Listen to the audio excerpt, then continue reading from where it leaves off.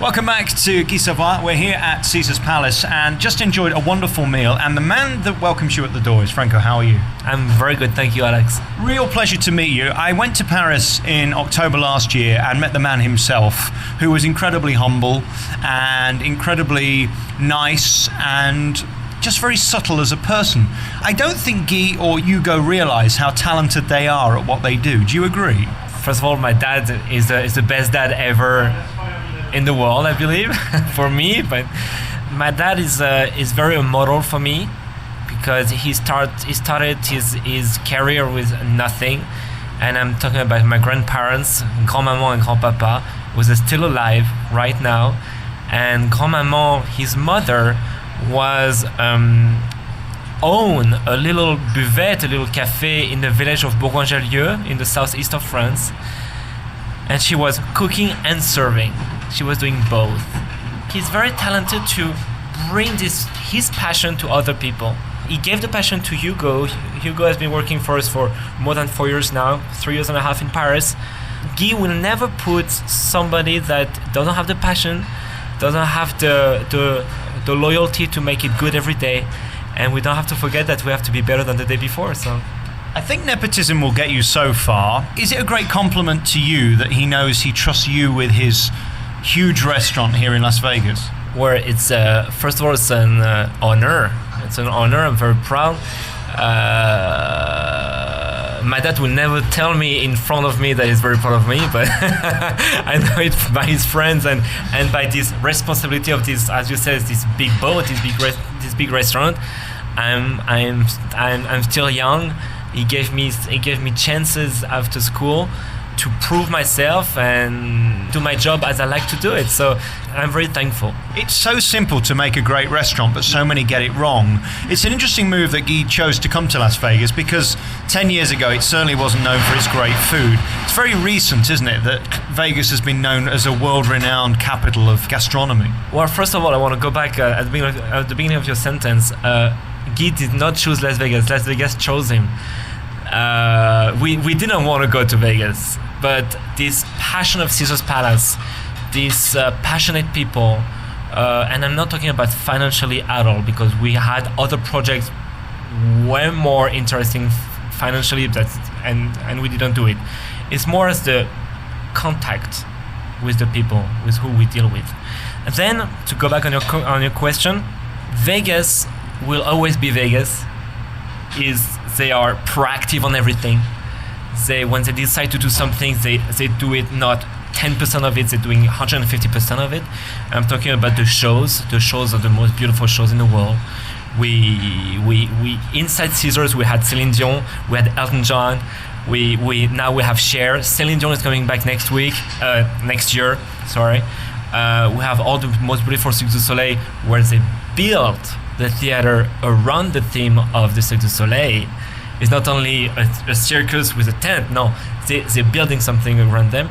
Then, when you walk around the malls, so I'm talking about Forum Shops, the Miracles Passage at the Planet Hollywood, Bellagio, you see brands such as Chanel, Yves Saint Laurent, Hermes, Tom Ford now at Crystals. So it means that they're going on the good direction. We're not talking anymore about the buffet at $19.99, all you can eat 24 hours. No, we're talking about quality. We're talking about, I'm knocking the table, which is a granite table. We're talking about true things, true materials. Before, the marble was all fake. It was painted plaster. Now it's real things. And I think it's a good move for Vegas to attract still the clientele of before, but a new clientele who wants not only to gamble, but want to do some shopping, wants to have some great dinners. We don't have to forget that we have Ducasse, we have Pierre Gagné, we have Robuchon, we have Savoy, we have Daniel Boulou, Alex Strada. All these people, it means something, and it is good. It is good. It becomes a gastronomical pole. We can say that. Dad's in town at the weekend. What does he look for first? What is he here to do? It's a lot of stress when it's coming, of course. But that's funny because He called me this morning. I was my way back from California this morning. He called me in the car. Son, are you happy I'm coming? Of course, Dad. Why are you asking? I don't know. I know I'm coming soon. Yes, I know. So anyway, of course, I'm happy. I'm happy to see him. Unfortunately, I cannot come and pick him up at the airport. Sometimes I do. He just come, drop his luggage, say hi to the kitchen, hi to the front of the house, grab his suitcase, go back in his room, take a shower, come back down in white as a chef, and he starts trying, tasting the different dishes, the products, the temperature, the sauce, and it's a spot check, I would say. And how cool is your life? I mean, this is my final question. To be you, what is it like to open that door knowing basically your name's above the door and you're responsible for this, and really you're the king of Caesars? I mean, there's nothing comes close to this. I'm happy with what I do. I'm happy to work in this environment. I'm happy to work with this beautiful staff that I have. Hopefully they're happy to work with me. No, it's not being a king. It's just to make people happy. And this is the most beautiful job in the world, to make people happy. It's great. Name me a few of the awards you've got on that placard outside the door. 5 Diamonds AAA, Grand Award from One Spectator, 2 Michelin stars, but I'm still not a king. Congratulations on your team around you. They are so positive, and that's what's nice. I've been in many kitchens over the years, and I think you need to keep the spirit of a good kitchen and a positive atmosphere, because it's hard work for them. I mean, you've got the showbiz job, you wear the nice suit, but I mean, these guys are in at like 4 o'clock in the morning preparing for the 10 o'clock service. Absolutely. And we all do the same job, making you, Alex, and the clients happy. And you did that this evening. Congratulations on a wonderful restaurant. I wish I could think of something negative to say, but I can't. You've just got a fabulous team and incredible food, beautifully done. Say hello to your dad on Saturday for me, and I'll talk to you soon. Definitely. Merci beaucoup. Welcome back to Las Vegas. We're here at Caesar's Palace, and the noise you can hear in the background is one of the most amazing kitchens in the world. It's home to Guy Savoy, who is one of the world's most renowned chefs, and he's brought his restaurant here to Las Vegas. And the man in charge of this restaurant is Hugo Kudzulia. How are you? Fine, thank you. Thank you for a tremendous dinner, and what made it even more special was I'm here at the chef's table watching you do what you do. It's almost like a ballet, isn't it, how you work around each other? It's just everybody have a station, they need to know what they have to do. It's just everybody have a little part of the kitchen, and my job is just to make sure everybody do his little part and coordinate all these little things to do all together. I was going to introduce you really as maestro, because that seems to be what you are. You're the guy that conducts the kitchen to do what they need to do in the right place. It's all about timing, isn't it? It's lots of timing with the room, with between the cook, because one plate can have 2 or 3 cooks working on one plate, and after going to the customer, it's lots of timing. I think that's what sets apart this restaurant, is the fact that you put so much effort into each plate. There aren't many kitchens that have 3 or 4 chefs to each plate. Each plate is really important. Each plate, we need to love it, and the customer will love it if we love it, I think. It is true to say you're an artist, really, aren't you? You're putting art on the plate. You're making everything look beautiful and precise, and most importantly, consistent. It's hard. The hardest is when you imagine a new plate. After, when it's created, it's hard to always have the same thing, but the hardest is to imagine the plate. After, it's always hard to repeat it, but to imagine the first time, it's the hardest thing. What is the key to your success? Is it preparation? Is it being here hours earlier and making sure that everything's ready to go by the time the doors open? Just work. Each day it's lots of work. 10 hours, I would say 8 hours before service. Every cook is there to prep for the service. And after there's a service, it's really hard too. Tonight was slow, you didn't really see, but when there's more people, everybody needs to be focused, and that's only work. That's always what amazes me about a great chef, is how you know when I've finished and then you bring the next plate out, because it's not just all about me, it's about the other 50 tables that are around. It's a real skill to juggle all the different plates, isn't it? It's just timing, front of the room, coordination with kitchen, all the cook. It's timing. Take times, but just timing. So do you have to have a great memory? Yes. Yes. Just when we do the pass for all the number of table, number of dish, we need to. I noticed this evening a guy who really stuck out was Matthew, who's your sous chef. He has a positive energy for your kitchen, and that's important, isn't it? Because we've seen the Gordon Ramsay scream at everybody style, and I'm not a believer that works. I think I'm more the harder guy, and Matthew do the good part to give the. He's softer than I am, so I think we balance each other. We are a good balance. Is he the most important guy in the restaurant? Because you're overseeing everything, but I notice he's actually putting everything together. Is he absolutely integral to the success of the kitchen? For the kitchen, he is a big part of the success, for sure. There's Diane in pastry too. She's a big part, because I do nothing in pastry. I know nothing in pastry.